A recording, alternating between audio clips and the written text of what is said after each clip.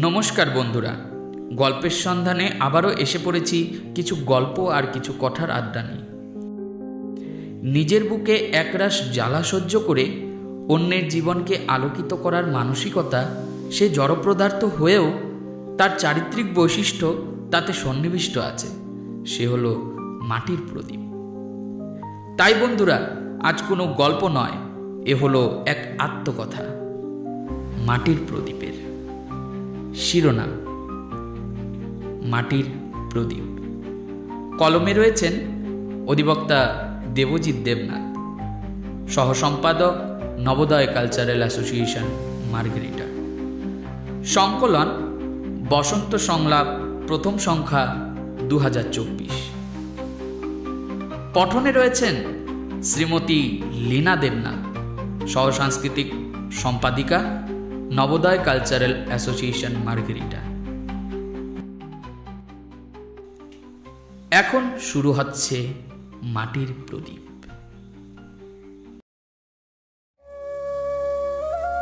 আমরা মাটির প্রদীপ। সে এক গায়ের কথা। সেই বুড়ো অশ্বত্থ গাছের তলায় কাদার চাদর গায়ে মেখে চাকির ঘর ঘর শব্দে ওরা জন্ম নিচ্ছে। ওরা এক নয়, দুই নয়, ওরা যেন অসংখ্য। বাতাসের শান্ত দোলায়, রোদের উষ্ণ পরশে আর আগুনের কঠিন শাসনে পেকে উঠছে ওরা। জীবনের কঠিন যুদ্ধে লড়াই করার জন্য নিজেদের প্রস্তুত করছে ওরা একসাথে। একই হাতে গড়া, একই মাটির গন্ধে ওরা যেন একে অপরের অনুরূপ। ওরা বোঝে না ছোট আর বড়র পার্থক্য, বোঝাতেও পারে না দরিদ্র আর সমৃদ্ধের তফাৎ। সম আলোকে আলোকিত করে আধার ঘোচাতে জ্বলতে চায় শুধুই ওরা। কাদের আহ্লাদে, কাদের ছোঁয়ায় আর কাদের লালনে পালনে ওরা প্রস্তুত হয়ে উঠল আধার মেটাবার কাজে। নিজের বক্ষ জেলে নিরাশার জম কালো আধার কাটাতে শুধুমাত্র আশার আলো দিতে কে ঠেলে দিল ওদের?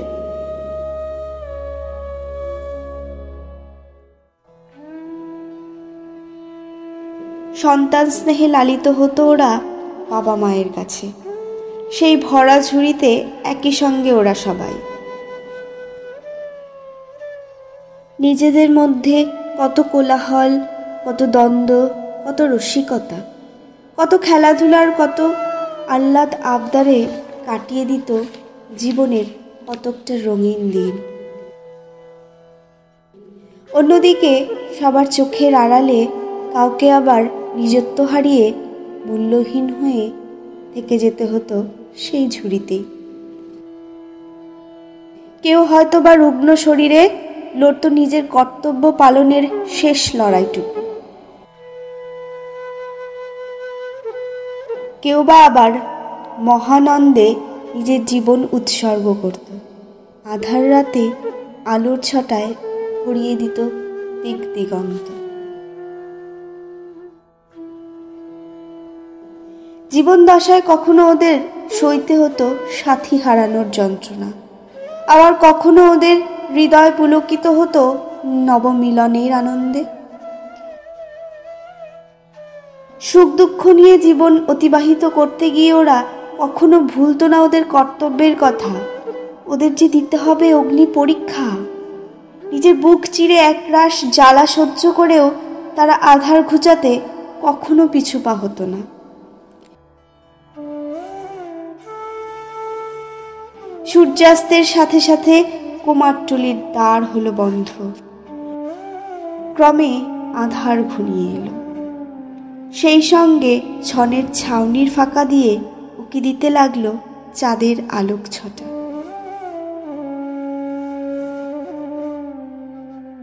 মসৃণ শরীরে, ক্লান্ত চিত্তে সেই বাধ্য সন্তানেরা উপভোগ করতে লাগলো চাঁদনি রাতের সৌন্দর্য।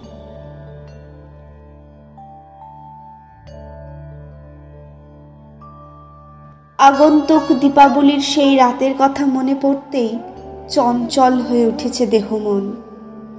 আজ রাতটা বোধহয় আর শেষ হবে না।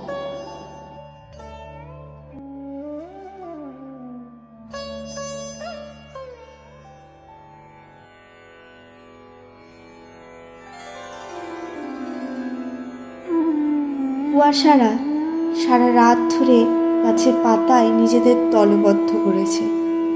সূর্যের হলুদ আভা পাতার গায়ে পড়তেই চিকচিক করছে চারিদিক। ওই বুঝি ভোর হলো। এক্ষুনি মায়ের ডাকে ঘুম ভাঙবে, আর করুণ সুরে বলে উঠব, আর একটু ঘুমোতে দাও না মা।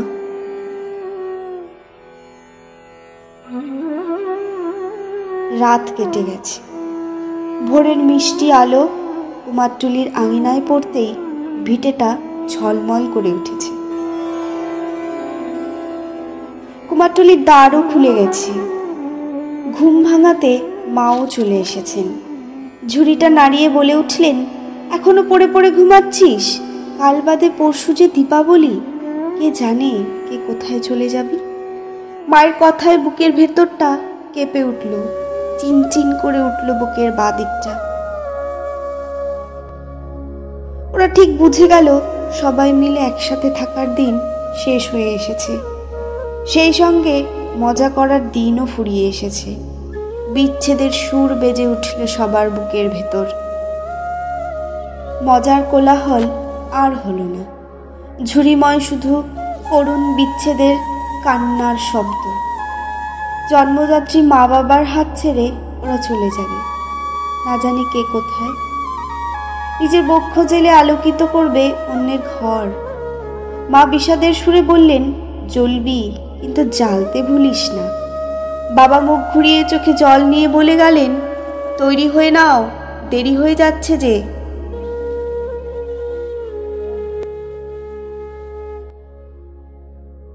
পথের ধারে বাবার সাথে বসে বসে কেটে গেল সারাটা দিন। দিন জুড়ে শুধু অপেক্ষা আর অপেক্ষা। চোখের সামনে ভাসছে বাবার সেই ক্লান্ত হতাশ চেহারাটা। বাবার মুখের দিকে তাকিয়ে নিজেদের ভবিষ্যৎ গন্তব্যের কথা ভাবতে ভাবতেই এক অজানা মৃদু হাওয়া এসে নাড়িয়ে দিয়ে গেল তাদের। মুহূর্তেই যেন ঘোরটা কেটে গেল। বাবার মুখে ফুটে উঠল এক টুকরো হাসি। শেষবারের জন্য বাবার মুখের দিকে তাকিয়ে বিদায় নিল ওরা, আর বলে গেল, ও বাবা, চললাম গো, ভালো থেকো, তৈরি থেকো, বছর ঘুরে তোমার ভিটেতে আবার জন্ম নেব। তোমার হাতের ছোঁয়ায় নিজেকে আবার গড়তে আসবো বাবা। আর মায়ের কথাগুলো বুকে নিয়ে গেলাম। জ্বলব শুধুই জ্বালিয়ে আলো, ঘুচবে আধার, মিটবে কালো। ঝুড়ি ভরা সব প্রদীপ এলো, মাটির প্রদীপ তোমরা জ্বালো।